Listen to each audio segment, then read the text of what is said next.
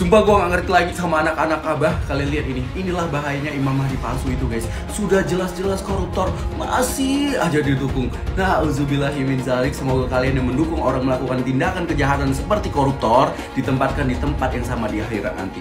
Kalian bayangin gimana hancurnya bangsa kita ketika kita dipimpin oleh sosok pemimpin yang mendukung apalagi mendoakan seorang koruptor. Gara-gara Anies Baswedan seorang koruptor dianggap menjadi korban. Ini gimana ceritanya Nis? Proses penyelidikan itu nggak bisa 1 bulan, nggak bisa 1 minggu, bertahun-tahun baru ditetapkan sebagai tersangka. Kalau statusnya sudah ditetapkan sebagai tersangka, berarti sudah ada datanya, sudah ada buktinya. Mereka lebih cerdas daripada kalian anak Abah. Dan sekarang gimana ceritanya seorang pencuri didukung, disemangatin, malah didoain.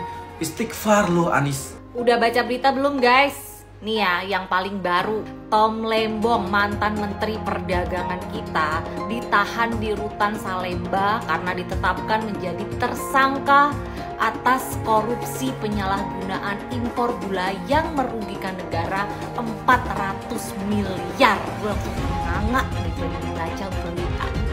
Oh my god, Tom Lembong jadi tersangka 400 miliar.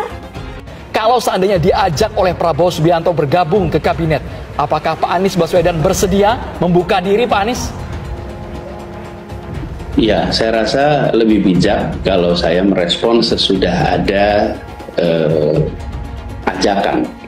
Kan tidak patut saya mengatakan ya atau tidak padahal ajakannya aja tidak ada. Belum ada. Jadi saya rasa kita hormati justru dengan tidak berspekulasi. Tapi kita hormati karena sekarang ini yang berada di dalam koalisi itu saja jumlahnya sudah amat banyak. Ya. Jadi kita tunggu ketika nanti ada pembicaraan, baru pada saat itu saya akan menyampaikan respon. Jadi itu saya rasa etikanya begitu. Oke. Masih menunggu ada ajakan atau tidak. Tapi kalau misalnya nanti ada ajakan, apakah akan menerima itu, Pak Anies? Ya jangan berandai-andai, belum dengar gitu. Nyerang gua nih, lihat tuh, bus-bus Transjakarta jadi bangkai ratusan. Itu karena Ahok itu. Ya. Bener, karena gua. Saya bukan gua bikin rugi. Itu karena suppliernya nggak sesuai spek. Selama ini nggak ada yang berani tolak. Gua tolak kagak mau bayar. Dia tuh nanti jadi bangkai. Emang gua pikirin bukan punya gua. Gua mau dicap Transjakarta. Gue gak mau bayar, itu aja isunya sampai hari ini. Masih. Mana tuh bus terbengkalai itu ratusan zaman Ahok? Iya lu mesti tahu itu terbengkalai karena gue tolak bos. Gue gak mau, gue udah bayar, nanti 6 bulan terbakar. Mana ada Transjakarta terbakar lagi sekarang? Timnya banyak nih. Timnya banyak. Ini kan saya butuh cek itu ternyata buzzer. Bener. Ada yang sistem komputer, satu IP. Betul. Jadi itu buat saya itu orang-orang yang pengen bangsa ini tuh perkeliruan. Dikelirukan terus ya. Jangan nanti orang bikin standar pejabat kayak Ahok, celaka nih. Kemarin pendukung Anies sama pendukung PKS, saudara di Twitter sama-sama perang lawan Fufu Fafa. Lu tahu Fufu Fafa? Gua kira nggak tahu. Sekarang saudara pendukung Anies sama pendukung PKS dia ribut, ya Fufu Fafa girang, betul? Betul. Nah, sekarang saya mau tanya, yang mesti diserang, nih saya mau tanya, jujur jawab dan kompak.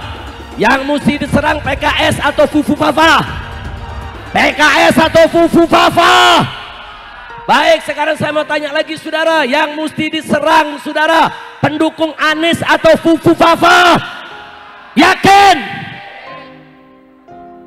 Fufu Fafa bapaknya, aminnya, adiknya, kakaknya.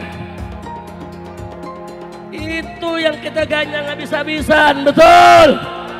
Ini yang diganyang pengikut Anies, iya. Yang diganyang pendukung PKS, iya. Presidennya Fufu Fafa, rakyatnya nyonyo. Ayo ganyang Fufu Fafa, ganyang Fufu Fafa sekarang juga semua. Ayo ganyang Fufu Fafa, ganyang Fufu Fafa sekarang juga. Lagi. Ayo ganyang Fufu Fafa, banyak fufu-fafa sekarang juga. Mujahidin medsos, ayo bongkar habis-habisan kebobrokan Fufu Fafa. Jangan sampai kita dipimpin oleh Fufu Fafa. Betul? Takbir, takbir. Anies itu tidak menggebrak, tidak pernah ketika diserang itu kau salah mengatakan tentang aku begini-begini. Tidak pernah ada. Dia nyeringis dan senyum. Ya senyum, kiri kanan senyum, kiri kanan senyum. Dia tidak punya watak menggebrak. Dan dia mengatakan ingin menjadi tokoh perubahan. Ya nanti dulu, jangan ditipu. Saya mengerti. Perubahanmu dalam politik Indonesia itu apa? Katakan. Dia tidak pernah mengatakan. Ya karena dia nggak bisa mau mengatakan apa. Mesti ada perubahan. Ya perubahannya itu apa? Fokusmu itu di mana? Ada titik fokus. Untuk menyatakan ini saja dia tidak bisa menyatakan. Tidak bisa menyatakan. Lalu selalu ingin membawa perubahan. Oh ya perubahan. Pak Anies ingin meninggalkan kondisi ini. Tapi mau menuju kemana? Ya perubahan mau kemana, Bung? Perubahan mau kemana, Bung? Jangan menipu orang-orang yang mengerti tentang perubahan. Pak Anies nuduh Pak Jokowi dan Pak Prabowo menyandra semua partai politik. Banyak kali cerita Pak Anies ini. Aduh, Pak Anies kemarin kalah di Pilpres, Pak Anies bilang curang. Sekarang gagal nyagup, ya nggak ada satupun partai politik yang mau mendukung Pak Anies. Pak Anies bilang semua partai politik tersandra. Ada pengendali kekuasaan. Itu siapa maksud Pak Anies? Arah omongan Pak Anies ini kemana? Hah? Bapak nuduh Pak Jokowi, nuduh Pak Prabowo, yang jelas dong, jangan abu-abu, terang. Jangan karena kegagalan Pak Anies, ya, ketidakmampuan Pak Anies meyakinkan masyarakat, meyakinkan partai politik, ya, makanya gagal di Pilpres, gagal nyagup, ya. Jadi Bapak salah-salahkan Pak Jokowi, bilang tersandra lah, bilang pengendali kekuasaan lah, padahal Pak Jokowi partai pun nggak punya. Pak Jokowi itu Pak Anies, dia hanyalah seorang tukang kayu yang berhasil mengambil hati masyarakat. Ya, dia bukan seorang triliuner dan dia juga nggak punya partai kok Pak Jokowi itu Pak Anies. Tapi yang dia punya, senjata dia dalam berpolitik adalah apa? Kepercayaan masyarakat. Nah, itu pula yang Pak Anies belum punya. Kayak kalau Pak Anies punya, Pak Anies menang kemarin, bos. Ya. Dan kalau aku jadi Pak Anies, aku lebih memilih untuk introspeksi diri. Kenapa mayoritas masyarakat tidak mau memilihku pada saat Pilpres? Kenapa di Pilkada Jakarta, mayoritas partai politik tidak mau mendukung dan mengusungku? Kan gitu. Daripada mengadu domba, sekarang memprovokasi, menjelek-jelekan pihak lain, lebih bagus introspeksi diri Pak Anies. Terakhir Pak Anies, kalau memang dari awal Pak Anies melihat partai politik ini semua sudah tidak beres, semua disandra kayak kata Pak Anies, kenapa Pak Anies tidak mengikuti jejak Pak Dharma Pongrekun, memilih menetapkan hati melalui jalur independen? Daripada di akhir begini nggak ada yang mau sama Pak Anies, terus Pak Anies komplain. Aduh, no comment lagu Pak Anies, pusing. Anda ini dianggap playing victim loh, mengatakan seperti ini setelah Anda gagal dapat tiket. Partai mana sekarang yang tidak tersandera oleh kekuasaan? Apa dasar Anda bicara ini, Mas Anies? Ada yang tidak sehat, dan ini bukan salah partainya, tapi salah yang memberikan tekanan kepada partai, tidak seharusnya. Sekarang partai-partai semuanya bilang ya karena memang hitung-hitungan politiknya memang tidak bisa mengusung Anies Baswedan, Pak. Hitung-hitungan politiknya memang yang kami mau usung ini apapun kepentingan politik mereka ya. Ada sesuatu ya. Dan sesuatu itu? Sesuatu itu adalah pengendalian. Oleh siapapun yang bisa memiliki kekuasaan, tidak bisa dikendalikan tanpa kekuasaan. Kita kalau memang mereka sudah tidak mau meninggalkan Pak Anies, ya kita tinggalkan partai itu, begitu saja. Jadi imbal baliknya sekarang begini, hampir semua partai diborong, kan begitu. Lah ini kalau tidak ada yang istiqomah untuk menjadi oposisi, ya mau jadi apa negara ini? Ya berdemokrasilah yang baik gitu. Kalau selalu dengan tekanan intimidasi, kita lihat kemarin partai besar juga sudah hampir ditebang gitu kan begitu. Jadi luar biasa. Kalau ada yang meninggalkan Pak Anies partai tersebut, ya kita juga meninggalkan partai itu. Untuk apa? Kita ingin sekali lagi, kenapa kita begitu kencang? Karena kita ingin adanya perbaikan di Jakarta. Ya, bukan Pak Anies butuh kita yang butuh Pak Anies. Untuk apa? Untuk memperbaiki keadaan yang ada. Kan tadi sudah kita jelaskan. bagaimana KJP dipotong, bagaimana kartu lansia dipotong, bagaimana UKT mahasiswa ini dipotong dan lain sebagainya. Belum lagi pajak yang memang dibebaskan oleh Pak Anies sekarang diterbitkan lagi. Ini yang dibutuhkan oleh masyarakat kecil. Ya kalau orang-orang kaya bodo amat lah, bahasa kasar begitu. Tapi ini rakyat Jakarta masih banyak yang kekurangan. Sentimen agama dan ras hanya bisa diterapkan pada Ahok. Anies bisa saja tidak menunjukkan karakter diskriminatif semasa menjadi gubernur. Tapi begitu yang harus dihadapi adalah Ahok, kubu Anies dijamin akan menggunakan segala macam argumen dan simbol anti-Kristen dan anti-Tionghoa untuk menghabisi Ahok. Karena itu yang akan menjadi faktor utama pertarungan kampanye adalah keunggulan pencapaian, prestasi, dan integritas. Dalam hal ini, kalau rekam jejak Anies di Jakarta dibongkar kembali, ada banyak hal yang bisa dieksploitasi untuk menjatuhkan Anies. Dari soal anggaran lem Aibon yang 82 miliar rupiah, sampai Formula E yang menghabiskan triliunan rupiah uang rakyat. Anies jelas mengincar posisi calon presiden di 2029 dan itu hanya bisa dia lakukan ketika dia menjadi gubernur Jakarta. Dan itulah kenapa Anies Baswedan berani turun pangkat dari calon presiden menjadi calon gubernur meski disoraki oleh banyak orang. Di mana dia nanti akan menari di panggung besar untuk tetap mempertahankan popularitasnya.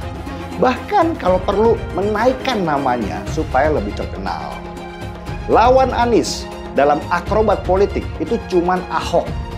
Dua mantan lawan di Pilgub DKI 2017 ini tetap menjadi magnet yang kuat di dalam survei siapa yang layak untuk memimpin Jakarta. Profil pemilih Pak Anies dan Pak Ahok ini serupa karena sama-sama militan, sama-sama merekam, punya kolektif, memori kolektif bahwa Anda berdua adalah gubernur yang berkinerja baik gitu. Dan masing-masing yang juga tidak mau memilih sama, hampir sama besarnya, 17% dan bedanya cuma di 0,8%. Yang memilih pasti memilih Pak Anies, udah pasti nggak mau memilih Pak Ahok. Yang mau memilih Pak Ahok udah pasti nggak memilih Pak Anies. Jadi kalau rematch ini terjadi Pak Ahok nggak khawatir akan pembelahan seperti dulu? Nggak kasihan sama Jakarta? Bukan, dulu juga pembelahan penyebabnya siapa kan balik lagi kan. Ini bukan soal persoalan karena takut ini kita lari. Kita nih harus kasih edukasi kepada masyarakat. Nggak akan ada terjadi pembelahan kok. Anies tidak pernah menggunakan politik identitas. Itu fakta. Jadi yang menggunakan politik identitas yang pertama kali itu adalah Ahok. Nggak boleh, silakan buka. Maksudnya gini, saya ini minoritas 3 kali.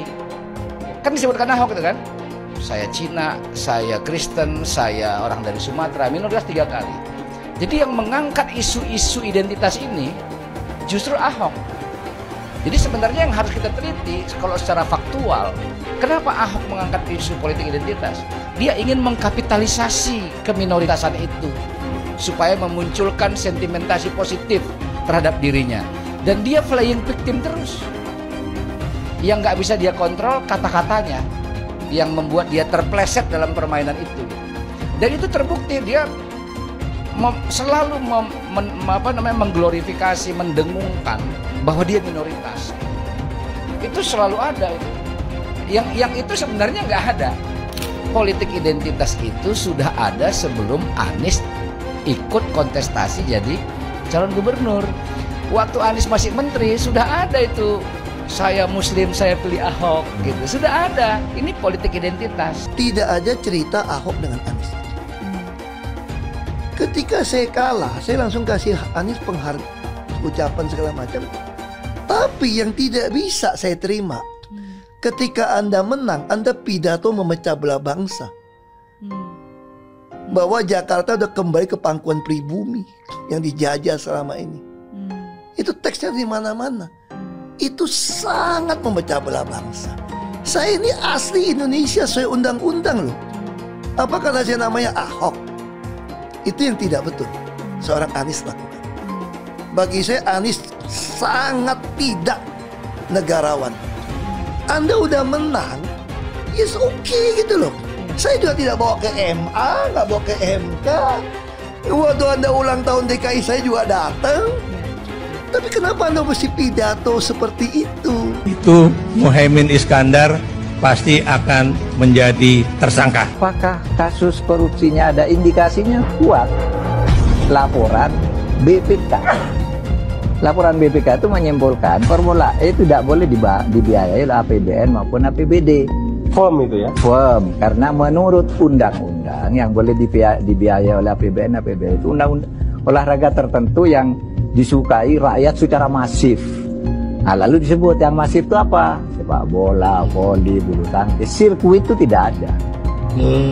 Nah, lalu BPK minta ini supaya didalami, ada indikasi tidak benar. Nah, setiap ini mau didalami, ribut. Katanya mau menjegal Anies gitu. Sehingga sekarang ya kalau pertimbangan politisnya begitu, saya bilang silakan aja KPK. Tapi kalau Anda tanya ke saya, bukan bahkan saya ya, KPK bukan bahan.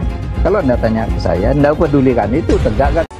Yang tersangka setelah Pilpres ini namanya Anies Baswedan. Dalam pidato Bapak mengolok-olok tentang penting etika, saya tidak tega untuk mengulanginya. Pertanyaannya, apa penjelasan Pak Prabowo soal itu semua? Saya menilai, maaf ya, karena Anda desak saya terus terang aja saya menilai Anda tidak pantas bicara soal etik.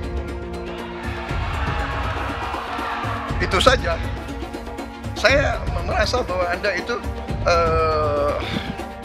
posturing ya, Anda tuh menyesatkan. Itu aja ya. Saya boleh berpendapat kan?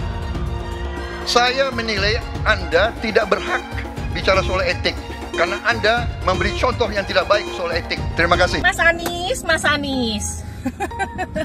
Mas Anies, masa sih angin kok sampai nggak punya KTP lo ya? Angin keluar, angin masuk, angin keluar, masuk angin dodo ya, angin puting beliung, wes angin-anginan itu kok semua bisanya nggak punya KTP itu loh ya. Angin dari Jakarta ke Lampung ke Sumatera ke Jawa itu ya, kok bisanya liar begitu. Sama seperti air hujan ya, air hujan itu yang banjir itu bukan banjir ya, itu air parkir ya, air yang parkir Mas Anies, Mas Anies. Mau punya pemimpin yang seperti itu ya, mau punya pemimpin yang seperti itu, dikiranya rakyat ini bodoh semua kali ya. Air hujan jatuh ke bumi, nggak boleh masuk gorong-gorong. Yang banjir itu bukan banjir, itu parkir, Mas Anies, Mas Anies. Mas Anies pernah jadi gubernur 5 tahun di DKI. DKI menerima indeks polusi tertinggi di dunia. Bagaimana dengan anggaran 80T, Pak Anies sebagai gubernur tidak dapat berbuat sesuatu yang berarti untuk mengurangi polusi. Terima kasih. Polusi udara tak punya KTP, angin tak ada KTP-nya. Angin itu bergerak dari sana sini. Ketika polutan yang muncul dari pembangkit listrik tenaga uap mengalir ke Jakarta, maka Jakarta punya indikator, karena itu Jakarta mengatakan ada polusi udara. Ya susah kalau kita menyalahkan angin dari mana saja ya. Kalau kita dengan gampang menyalahkan angin, hujan dan sebagainya, ya mungkin tidak perlu ada pemerintahan kalau begitu ya. Apa yang bisa diharapkan dari Anies? Nggak ada. Jakarta amburadul, mimpin Jakarta aja amburadul, apalagi mimpin Indonesia. Anies itu perbual. Kayak mana apa karena perbual itu? Pembohong. Pembohong itu Anies itu. Gak usah dengar itu.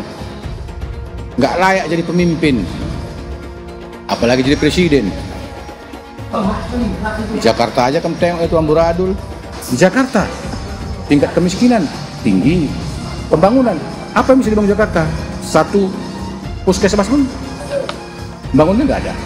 Masjid aja nggak ada dibangun. Mau ibadah. Di mana-mana kelebihan bayar. Apa yang bisa dibangun Anies? Satu aja nggak ada. Satu saja tunjukkan apa yang bikin Anies dibangun di Jakarta. Anies, siapa belakangnya? Oligarki, satu. HTI, FPI. Masa Indonesia bukan cari orang Yaman.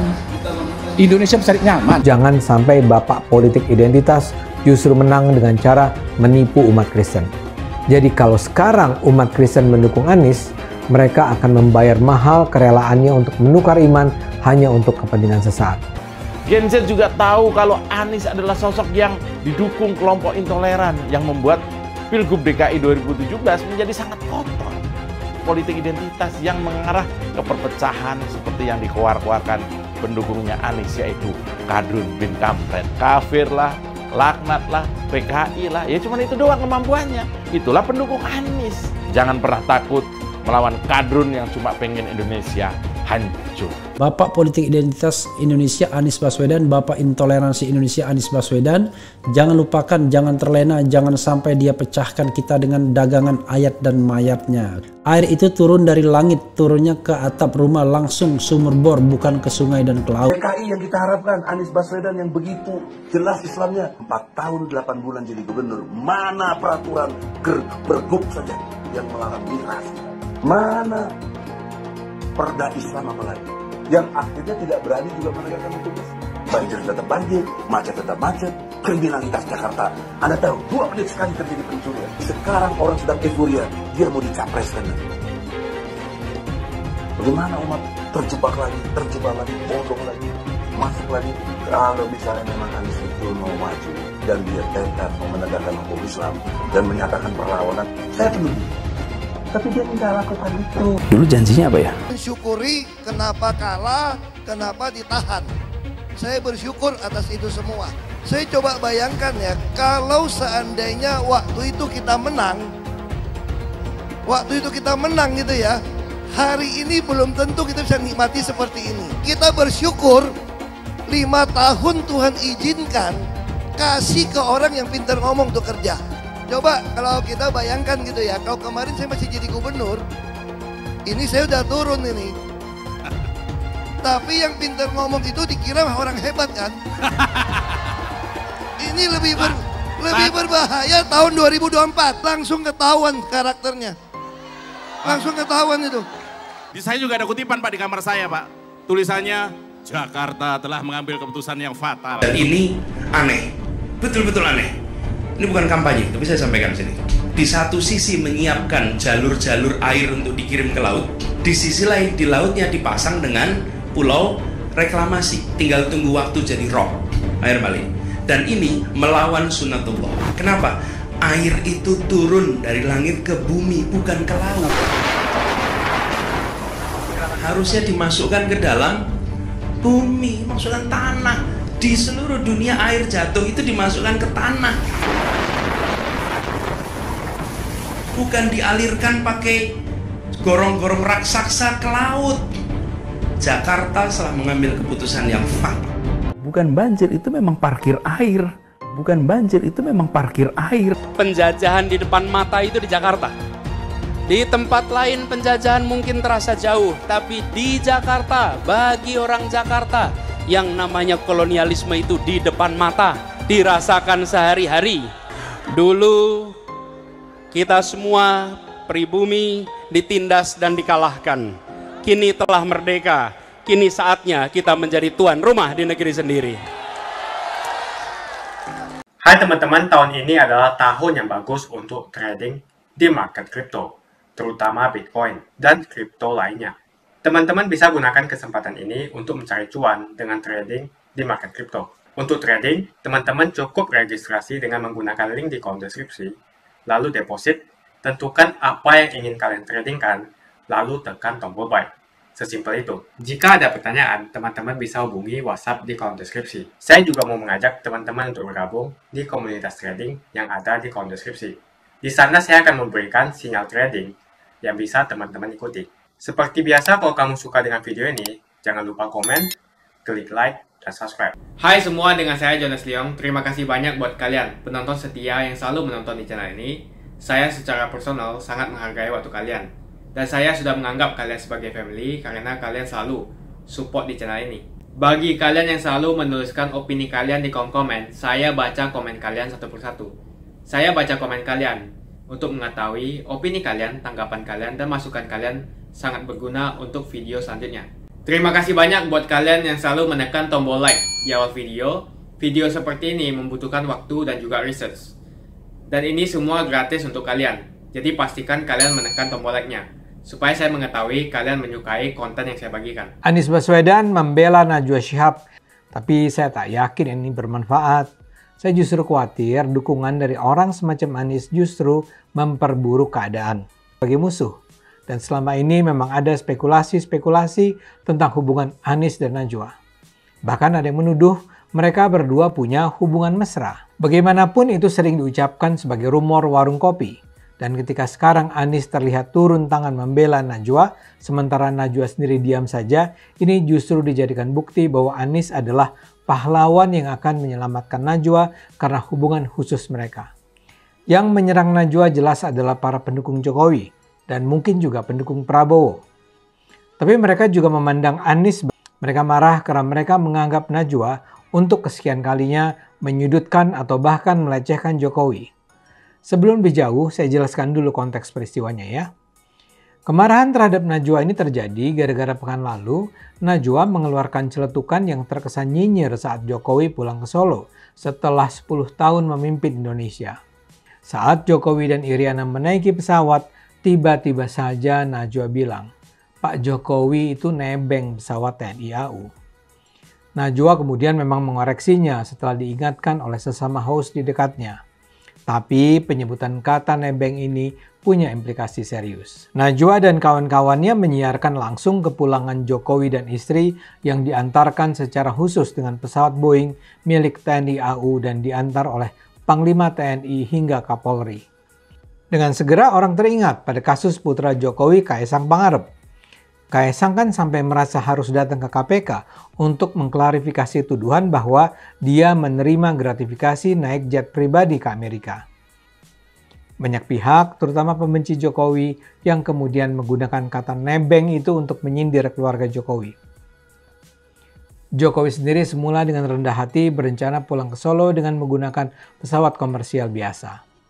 Tapi Presiden Prabowo yang memutuskan bahwa pendahulunya itu harus pulang dengan sebuah cara yang terhormat. Di KPK, Kaisang menjelaskan bahwa itu bukan gratifikasi karena dia bersama istrinya Erina Gudono nebeng temannya pemilik jet pribadi yang sedang berkunjung ke Amerika. Jadi kalau sekarang Najwa menyebut kata nebeng terhadap kepulangan Jokowi, itu jelas dianggap sebagai bagian dari orkestrasi pelecehan sang mantan presiden yang memang terus berlangsung sampai saat ini. Kalau sekarang Najwa dengan mudah menyebut bahwa Jokowi itu nebeng TNI, bisa dipahami juga kalau ada begitu banyak orang marah. Dia disebut sebagai Ratu Nebeng. Dan ada pula aksi membakar buku-buku karya Najwa seperti Catatan Najwa, Mantra Layar Kaca, dan berguru news anchor pada Najwa Shihab. Najwa sih diam saja. Tapi di saat inilah Anies turun tangan. Saya khawatir Anies sama sekali tidak menetralisir keadaan. Anies membela Najwa melalui cuitannya di Twitter X pada 29 Oktober. Anies berkomentar, terutama tentang aksi pembakaran buku-buku Najwa oleh mereka yang marah pada sang jurnalis aktivis. Ejekan nebeng itu memang sama sekali nggak pantas. Kepulangan Jokowi dengan menggunakan pesawat TNI dengan dikawal pesawat tempur itu adalah sebuah perjalanan yang dirancang secara serius oleh pemerintahan Prabowo. Ini adalah sebuah perjalanan resmi untuk menghormati Jokowi yang selama 10 tahun terakhir sudah secara sungguh-sungguh membangun kemajuan Indonesia. Kita semua tahu Anies pintar berkata-kata, tapi terus terang ungkapan Anies kali ini terasa sangat berlebihan. Buku-buku Najwa dibakar karena kemarahan orang terhadap kenyinyiran Najwa, bukan karena mereka hendak menghentikan penyebaran gagasan Najwa. Yang diprotes adalah ucapan Najwa bahwa Jokowi nebeng TNI, seperti Kaisang nebeng temannya. Tidak ada yang lebih substantif daripada itu. Jurnalis mampu membangun gambaran tentang apa yang dianggap sebagai kebenaran dalam realitas hidup ini. Saya rasa Najwa pun memiliki kesadaran itu. Karena itu mungkin dia dulu keluar dari Metro TV dan membangun narasi. Itu bukan cuma soal pemasukan yang lebih besar. Tapi lebih dari itu, Najwa sadar bahwa dia perlu menjadi seorang pencerah. Mengajak publik untuk melihat Indonesia dengan cara yang ia percaya. Ketika Najwa menyebut kata nebeng, saya yakin itu sekedar ungkapan spontan yang tidak dipikirkan agak matang. itu begitu saja keluar dari mulut Najwa. Dan itu mencerminkan kesinisan Najwa terhadap Jokowi. Bukan sebuah protes substantif terhadap kebijakan atau sikap politik Jokowi. Menurut saya disitulah duduk perkaranya. Tapi menjadi persoalan ketika Najwa sekarang nampaknya bukan sedang memperjuangkan kebenaran. Dia lebih terlihat membangun kebenaran yang sejalan dengan kepentingan dirinya, kelompoknya, perusahaannya, pemodalnya, atau juga orang-orang politik yang dia bela. Najwa perlu membangun image sebagai jurnalis aktivis yang bukan saja aktif menyerang dan nyinyir terhadap salah satu pihak seraya bungkam terhadap kesalahan-kesalahan pihak lain yang mungkin sebenarnya lebih runyam. Karena saya percaya Indonesia jangan sampai kehilangan Najwa, the real Najwa. Saya rasa sebaiknya Najwa kembali menjadi seorang jurnalis aktivis yang memperjuangkan kebenaran. Dia tidak perlu berada di dalam hiruk-pikuk tarik-menarik politik Indonesia yang bisa sangat menyesatkan. Mudah-mudahan Najwa bersedia belajar dari peristiwa ini. Dan mudah-mudahan Anies juga sadar tentang arti penting membela dengan jalan yang benar. Kemungkinan satu-satunya yang menggunakan politik identitas adalah hanya Anies Baswedan. Pertanyaan itu lantas saja menimbulkan amarah di kubu Anies, salah satunya dari kelompok khilafah. Orang kepercayaan Anies menyatakan politik identitas adalah framing yang selalu dibangun untuk menyudutkan, padahal selama kepemimpinan Anies Baswedan sebagai gubernur tidak sekalipun Anies membeda-bedakan warga berdasarkan agama dan ras. Buat saya, apakah benar menyebut politik identitas itu adalah sekedar framing untuk menyudutkan Anies? Saya akan membantah pernyataan itu. Kubu Anies terus berusaha mengaburkan makna politik identitas. Mereka berulang kali bilang bahwa identitas adalah hal yang alamiah dalam kehidupan manusia. Jadi apa salahnya dengan menonjolkan identitas keislaman seorang calon presiden? Tapi saya yakin Anies tahu yang dimaksud dengan politik identitas adalah politik yang menggunakan agama sebagai alasan mengapa seorang kandidat harus dipilih atau mengapa seorang kandidat jangan dipilih. Politik identitas ini sangat berbahaya. Politik identitas membuat masyarakat menjadi tidak rasional dalam berpolitik. Yang menjadi faktor utama dalam politik identitas adalah agama. Seorang kandidat akan dipilih karena agamanya, terlepas dari apakah dia melakukan korupsi atau melakukan pelanggaran HAM.